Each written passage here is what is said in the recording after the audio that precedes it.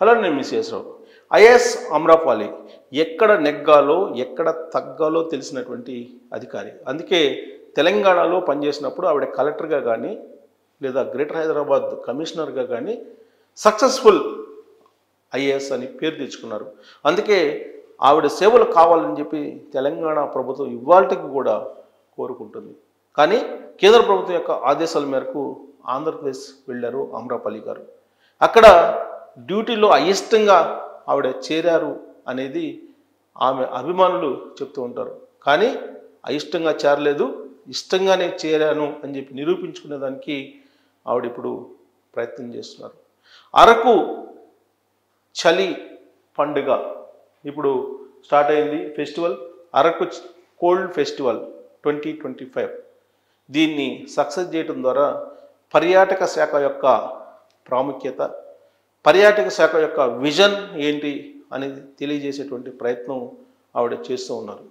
గతంలో ఇలాంటివి చేశారు, అరకు కోల్డ్ ఫెస్టివల్ లాంటివి చేశారు, కానీ అనుకున్నంత స్థాయిలో సక్సెస్ చేయలేకపోయారు. కానీ ఈసారి జనవరి 31 నుంచి ఫిబ్రవరి 2 వరకు ఈ 3 రోజుల పాటు అరకు చలి పండుగ అనేది నిర్వహిస్తున్నారు. ప్రభుత్వం దీన్ని నిర్వహిస్తుంది. గతానికి భిన్నంగా ఈసారి పర్యాటకులను ఆకట్టుకునేలాగా ఈ కార్యక్రమాన్ని పెట్టుకున్నారు. ఈ కార్యక్రమమే నాంది పలకబోతుంది రాబోయేటువంటి రోజుల్లో ఏపీ పర్యాటక శాఖను మరో లెవెల్లోకి తీసుకెళ్ళటానికి అనేది ఆ డిపార్ట్మెంట్ భావిస్తుంది. అమ్రపాలి గతంలో జరిగినటువంటి లోపాలని అధ్యయనం చేస్తూనే ప్రోగ్రెసివ్ మైండ్ తోటి ఆవిడ ముందుకు వెళ్తూ ఉన్నారు. ఒక క్లియర్ కట్ బ్లూ ప్రింట్ని తయారు చేశారు. పర్యాటక శాఖను ఎలా డెవలప్ చేయాలి ఆంధ్రప్రదేశ్లో అనేటువంటి ఆలోచనతో ఇదే విషయాన్ని చంద్రబాబు నాయుడు గారికి ఎక్స్ప్లెయిన్ చేశారని కూడా తెలుస్తుంది. సాధారణంగా ఆంధ్రప్రదేశ్ ముఖ్యమంత్రి చంద్రబాబు నాయుడు గారు ఎవరైనా ప్రోగ్రెసివ్ మైండ్ తోటి వెళ్తే ఓ ప్రాజెక్ట్ తీసుకొని ఎక్స్ప్లెయిన్ చేస్తే ఆయన చాలా హ్యాపీ ఫీల్ అవుతారు. పైగా ప్రాజెక్ట్కి అవసరమైనటువంటి మరిన్ని సానుకూల అంశాలని ఆయన తెలియజేస్తారు.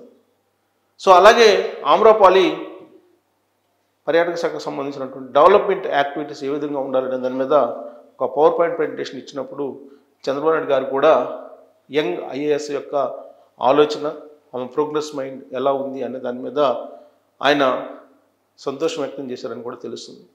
ఇటీవల కాలంలో కోటప్పకొండకి వెళ్ళారు చంద్రబాబు నాయుడు గారు. ఆ సమయంలో ఫస్ట్ టైం ఆంధ్రప్రదేశ్ ముఖ్యమంత్రి చంద్రబాబు నాయుడు గారితో అమ్రపాలి గారు కనిపించారు. ఆ రోజు నుంచే చంద్రబాబు నాయుడు గారితో పనిచేయాలని నిశ్చయించుకున్నారని చెప్పి ఆమె అభిమానులు చెప్తూ ఉంటారు. అప్పటి వరకు ఆవిడ లాంగ్ లీవ్లో వెళ్ళారు.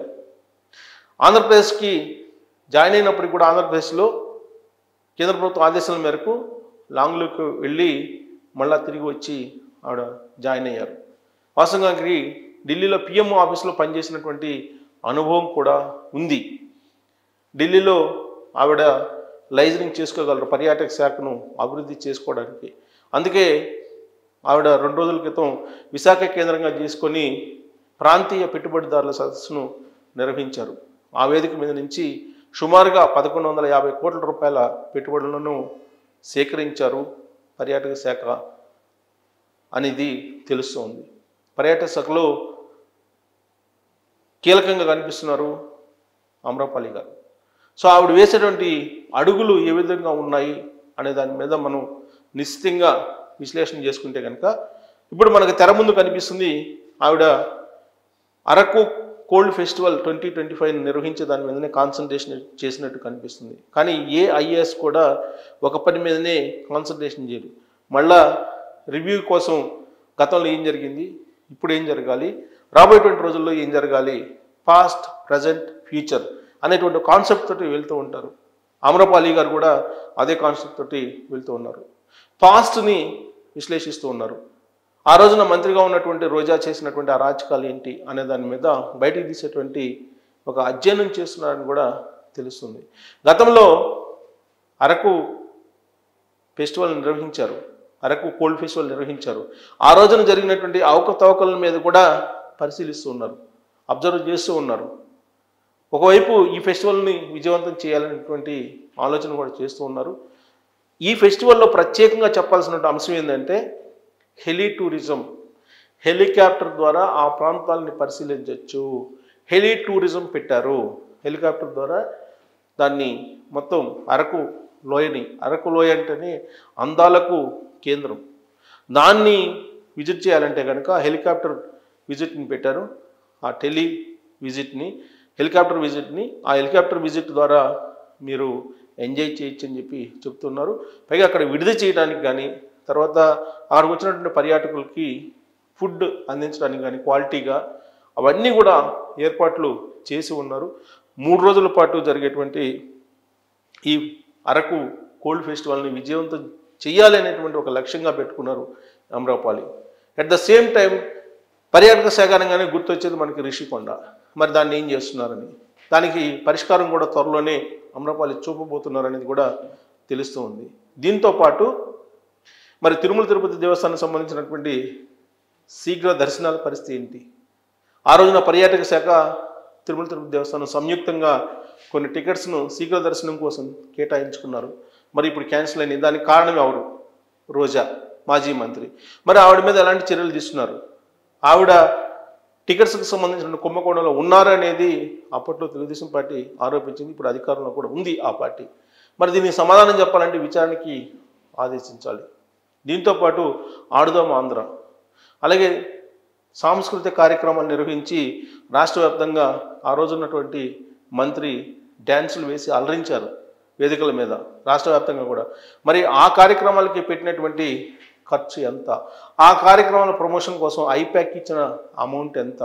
ఇవన్నీ తేలాల్సి ఉంది. ఇదంతా కూడా అమ్రపాలి బయటికి తీసుకొస్తారు అనేటువంటి ఒపీనియన్ పర్యాటక శాఖలో ఉంది, ప్రజల్లో కూడా ఉంది. వీటన్నిటికంటే కూడా పర్యాటక శాఖ ప్రాంతీయ కార్యాలయాలు ఉన్నాయి. ఆ ప్రాంతీయ కార్యాలయాల పరిధిలో హోటల్స్, రెస్టారెంట్లు, బార్లు నిర్వహిస్తూ ఉన్నారు. అలాగే టూరిజం సంబంధించిన బస్సులు ఉన్నాయి. బస్సుల్లో అందించేటువంటి సేవలు కూడా ఇవాళకి కూడా వైఎస్ఆర్ కాంగ్రెస్ పార్టీకి సంబంధించిన సింపథైజర్స్ చేతుల్లోనే ఉన్నాయనేది తెలుస్తుంది.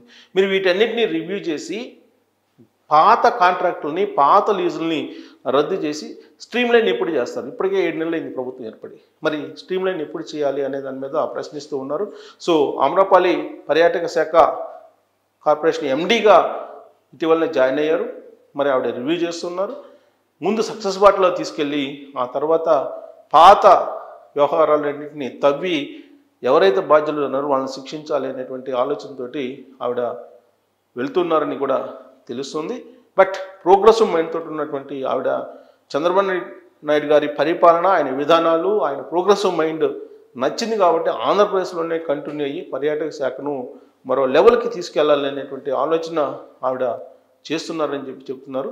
మరి 3 రోజుల పాటు జరిగేటువంటి అరకు కోల్డ్ ఫెస్టివల్ అనేది మీకు వినూత్నంగా కనిపిస్తుందా? గతంలో మాదిరిగానే కనిపిస్తుందా? అమ్రపాలి ఎలాంటి మార్పులు చేశారు అనేది మీరు ఒకవేళ అరకు కోల్డ్ ఫెస్టివల్కి వెళ్తే ట్రోల్స్ రూపంలో తెలియజేయచ్చు. Thank you very much.